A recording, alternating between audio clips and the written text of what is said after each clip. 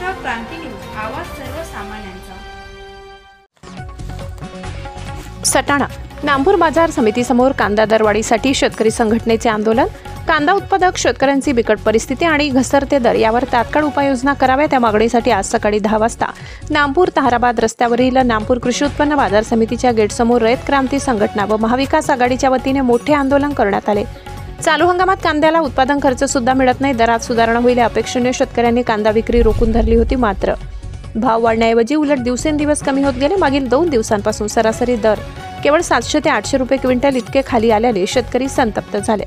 आंदोलनावेळी मोठ्या प्रमाणावर शेतकरी एकत्र जमले, त्यामुळे नामपूर बाजार समिती समोरील रस्त्यांवर वाहनांच्या लांबच लांब रांगा लागल्या होत्या। शेतकऱ्यांच्या मागण्या तहसीलदार आणि API सागर काळे यांनी लेखी निवेदनाद्वारे सादर करण्यात आल्या।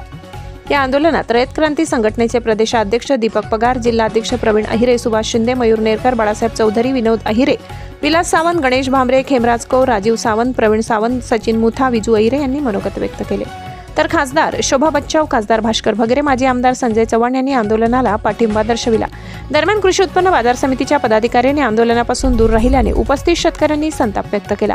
मान्यवरांनी आपल्या भाषणातून स्पष्ट केले की कांदा उत्पादकांना न्याय मिळवून देण्यासाठी शेतकरी संघटना आणि महाविकास आघाडी एकत्र येऊन महायुती सरकारच्या विरोधात निर्णायक लढा उभारणार आहेत। महाराष्ट्र क्रांती न्यूजसाठी वृत्त संकलन विभाग, सटाणा।